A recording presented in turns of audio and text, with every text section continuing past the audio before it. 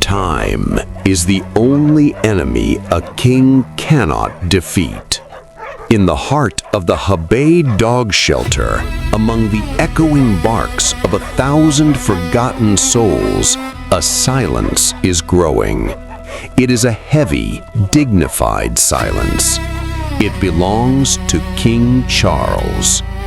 For years we have watched him. We have analyzed his every move, the way he carries his Xiasi lineage like a hidden crown, and the way he commands the dirt-stained floors of his kingdom as if they were made of marble. But look closer. Look past the legendary white wire hair and the stoic gaze. The king is tired. The Hebei Succession is no longer a distant thought.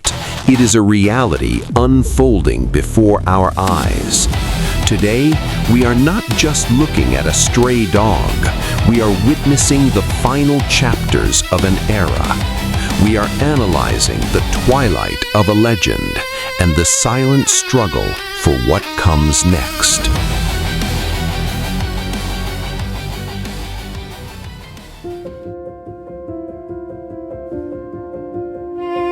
To understand the future of the Hebei pack, we must first acknowledge the physical toll of leadership. King Charles is a Xiasi Quan, an ancient breed built for the hunt, for the mountains of Guizhou. Their DNA is wired for endurance. But the shelter is not a mountain. It is a mental battlefield. Notice the change in his gait. The legendary Xiasi spring in his step has softened into a measured, heavy walk. His pink skin, once a vibrant symbol of his health, now shows the scars of time and the weight of 1,000 pack disputes he had to settle with just a look. But as his body slows, his authority seems to densify. This is the paradox of a true leader. When a dog like King Charles ages, he doesn't lose power, he transforms it. He no longer needs to move to control the room. His presence has become an atmospheric pressure. However, in the world of animals, weakness is a scent. And in the corners of the Hebei kingdom, there are those who have been smelling the scent of twilight for a long time.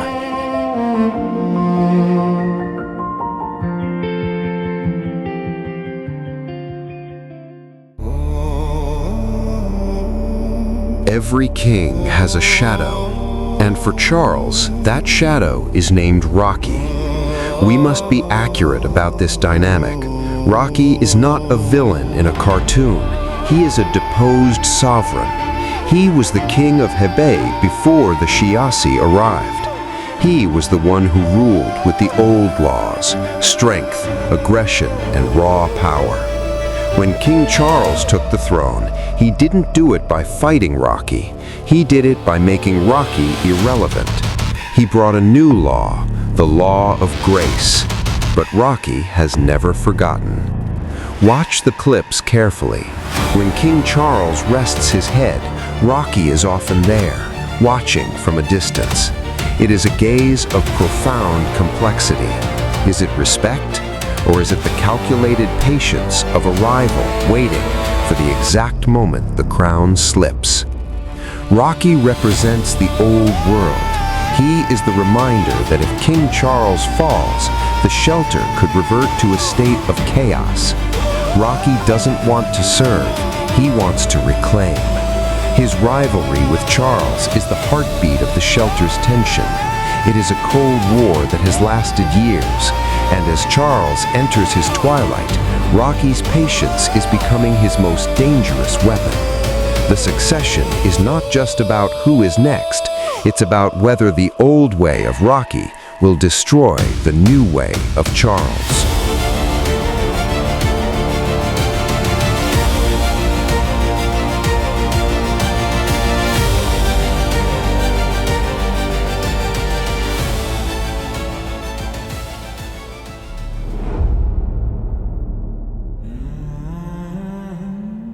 If Rocky is the threat, then Thorme is the shield. The relationship between King Charles and Thorme is perhaps the most beautiful social contract ever recorded in a shelter. Thorme is the loyal general. He is physically capable of being a king himself. He has the strength, the size, and the respect of the pack.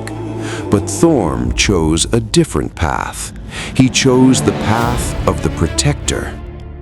As Charles ages, look at Thorme's positioning. He has moved closer. He has become more vigilant. He is no longer just a companion. He is a buffer. Thorme absorbs the stress of the pack so that the king doesn't have to. When a younger dog gets too close, or when Rocky's gaze lingers a second too long, Thorme is the one who subtly intersects. There is a deep emotional burden in Thorme's eyes. He knows his king is slowing down. He knows that his job is becoming harder every day. The general's burden is the knowledge that he cannot protect his king from time. This is the lesson of the general that we at Pawble find so compelling.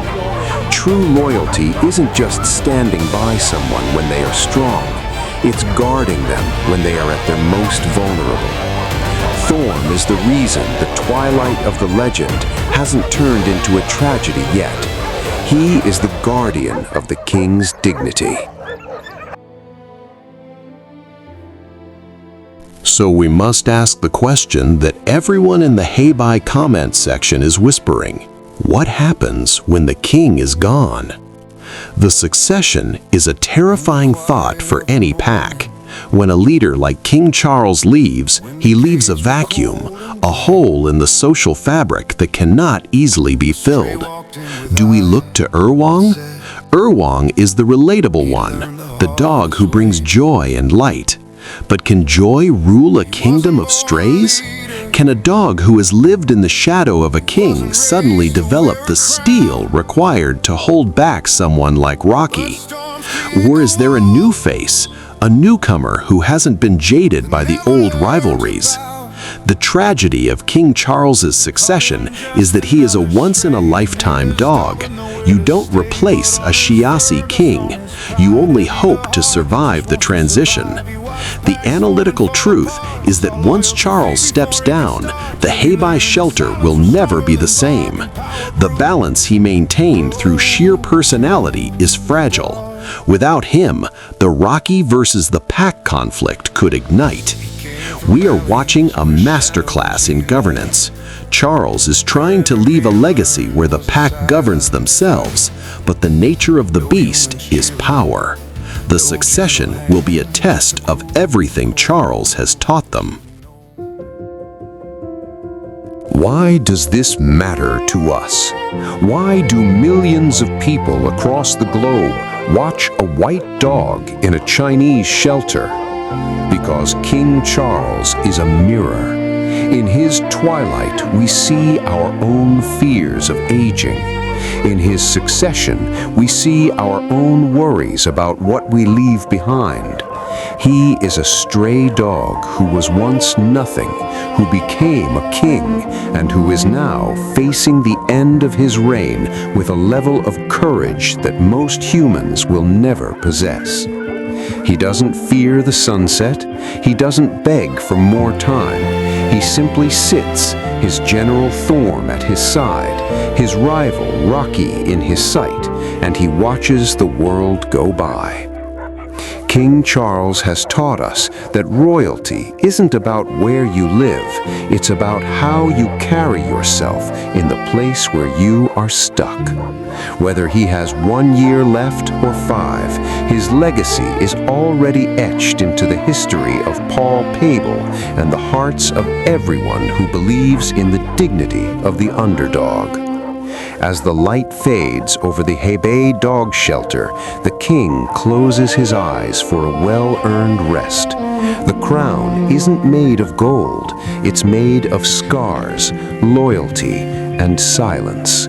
The king is still here, but the legend is forever.